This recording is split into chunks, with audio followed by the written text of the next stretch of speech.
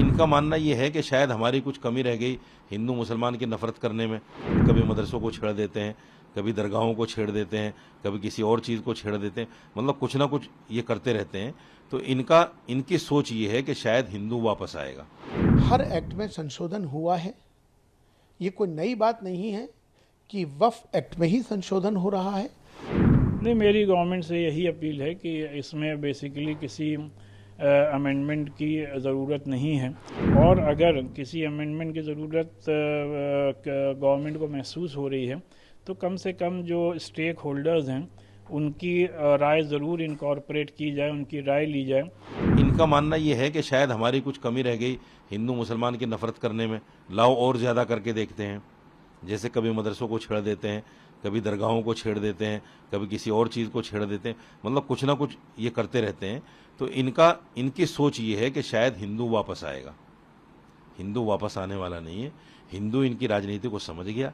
जिस तरह से राम मंदिर को लेकर इन्होंने ड्रामा किया है और उसका राजनीतिकरण किया है, उस धार्मिक स्थान का जिस तरह इन्होंने राजनीतिकरण किया है और जिस तरह से उनको भुनाने का काम किया है, वो हिंदू भाई समझ गया है कि इनकी आस्था नहीं है, ये सिर्फ कुर्सी बचाने के लिए सब कुछ कर रहे हैं। इसलिए हिंदू अब इनके जाल में फंसने वाला नहीं है। एक पॉइंट और है इसमें, जो सेकुलर पार्टियां इनके साथ लगी हुई हैं, चाहे वो जेडीयू हो या तेलुगु देशम पार्टी हो या बीजू जनता दल हो, क्या उन लोगों को नहीं सोचना चाहिए? तुम मुसलमानों के वोट से आते हो और ये आए दिन मुसलमानों पे हमला कर रहे हैं, तुम्हें शर्म आनी चाहिए, इनसे समर्थन वापस ले लेना चाहिए। या तो इनको बोलना चाहिए कि अगर ऐसी बातें करोगे तो हम समर्थन वापस ले लेंगे। कम से कम दबाव तो बनाएं। वो बिल्कुल सामने देखकर तमाशा देख रहे हैं। इसलिए मुसलमानों को ये भी सोचना पड़ेगा, उन सेक्युलर पार्टियों के लिए भी। देखिए, पहली बात तो ये है कि मैं ये समझता हूँ कि जो वक्फ के अंदर जो अमेंडमेंट हो रहा है, कल कैबिनेट की बैठक हुई है और अब कल संसद में इस पर प्रस्ताव आना है।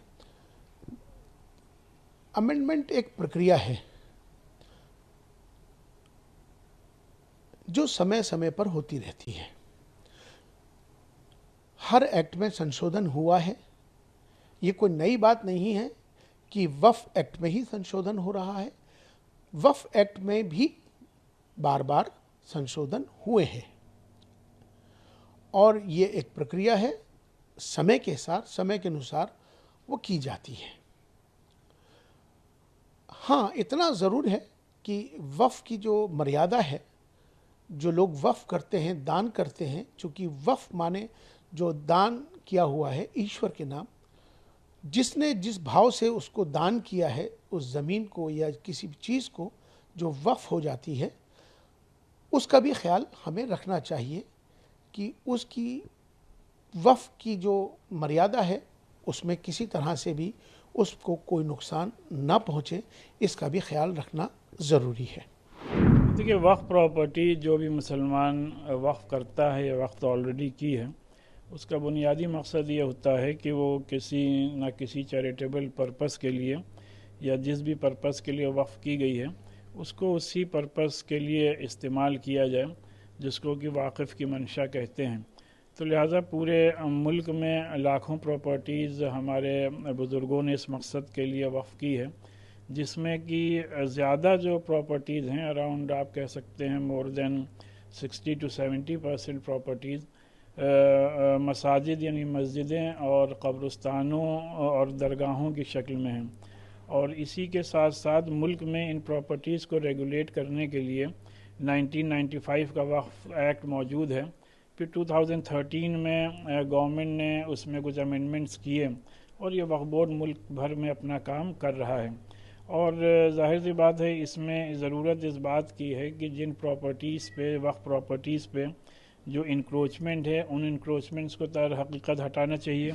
और दूसरी बात यह कि जिन प्रॉपर्टीज़, वक्फ की प्रॉपर्टीज़ पे गवर्नमेंट बिल्डिंग्स बनी हैं, तो हम लोग एक ज़माने से मुख्तलिफ़ हुकूमतों से डिमांड करते आ रहे हैं कि उसका अगर हटाना मुमकिन ना हो तो उसका रेंट गवर्नमेंट मार्केट रेट के हिसाब से वक्फ बोर्ड को दे, जिससे वक्फ बोर्ड के मसाइल हल हों।